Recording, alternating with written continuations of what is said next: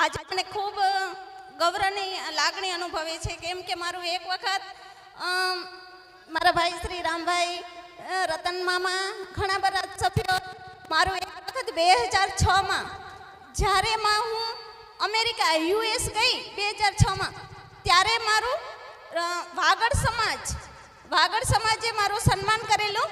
ત્યારે આ ટ્રોફી કે મેડલ કે એવું કાંઈ નહોતું, પણ મારા સમાજે મારું સોનાના દોરાથી, મતલબ કે સોનાની ચેનથી મારું સન્માન કર્યું હતું. એ આજે મને પાછું તાળીઓથી વધાવી લેજો. અને હવે બીજી વખત જે મને આજે 24 ગામ વચ્ચે પાછું મારા દીકરાનું અને અમારું જે સન્માન કરવામાં આવ્યું છે કે 24 ગામ વાગડ પ્રાથર.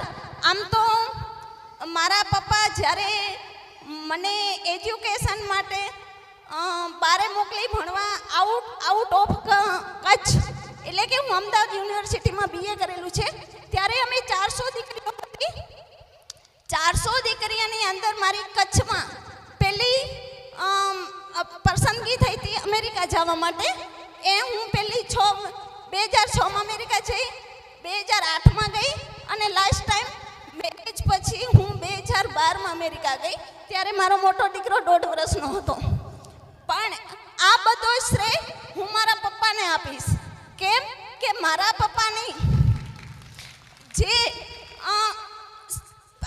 આર્થિક પરિસ્થિતિ અને મારી જે શારીરિક સ્થિતિ, આ બંનેને સરખામણી કરે અને જોવે તો મારા પપ્પા પાછું કરીને જોયું નહોતું કે મારી પોઝિશન નથી અથવા તો મારી દીકરી હેન્ડીકેપ છે તો હું કેમ બારે મૂકીશ.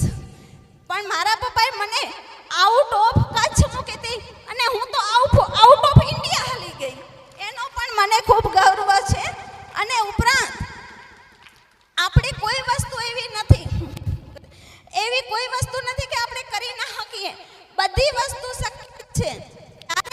એવું ના સમજવું કે જમાનો ખરાબ છે. મારા પપ્પાને ઘણા કહેતા કે દીકરી જુવાન છે, તકલીફ છે, બારે ના જવાય. જમાનો ખરાબ નથી. જમાનો ક્યાં ખરાબ છે? જમાનાને આપણે લડવાનું હોય છે અને દીકરીને શિક્ષણ આપવાનું હંમેશા.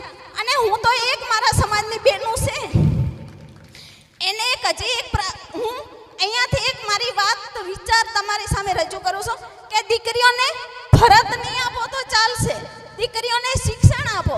દીકરીઓને ભરતની કોઈ જરૂર નથી, કારણ કે દીકરીઓ ભરત ભરશે તો એના કબાટમાં જ રહેશે અને તમારી દીકરીના ભરત ભરેલા કામ નહીં આવે. દીકરી ભણેલી હશે તો દીકરીને કામ આવશે અને બે કુળ તારશે. અને દીકરાનું શિક્ષણ પણ એના બાળકને પણ એ શિક્ષણ આપી શકશે. એના કારણે તમે ક્યારે પણ દીકરીને નબળી ના સમજજો. અને દીકરીને ભણતર હશે તો દીકરી આવનારી પેઢીને આગળ લઈ જવા માટે ખૂબ મદદરૂપ થશે. અને દીકરી દરેક ઘરે દીકરા સમાન જ હોવી જોઈએ. દીકરાને આપણે ભણાવીએ છીએ તો આપણો સ્વાર્થ છે. દીકરાને ભણાવીએ છીએ તો એ આપણો સ્વાર્થ છે કે મારો દીકરો આજે ભણશે, નોકરી કરશે અને સારો પગાર મેળવશે. પણ દીકરીને નિસ્વાર્થપણે ભણાવો. દીકરી કોઈ એમ કહેશે કે દીકરીને શું કરવા ભણાય, દીકરી તો કાલ સાસરે હાલી જશે. સાસરે હાલી જશે તો એનું ભણતર સાથે લઈને જશે. એના માટે તમે દીકરીને ભણાવજો અને દીકરીને આગળ વધારીને આપણું ભાઈએ કીધું એમ કે દીકરાઓ કરતા હવે દીકરીઓ સન્માન નંબર ઘણા લઈ જાય છે. તો હવે આપણે દીકરીઓને જ આગળ લાવવાની છે. હંમેશા માટે દીકરીઓને ભણાવજો. ભરત નહીં ભણવો તો ચાલશે. ભરતની કોઈ જરૂર નથી દીકરીઓને. અસ્તુ.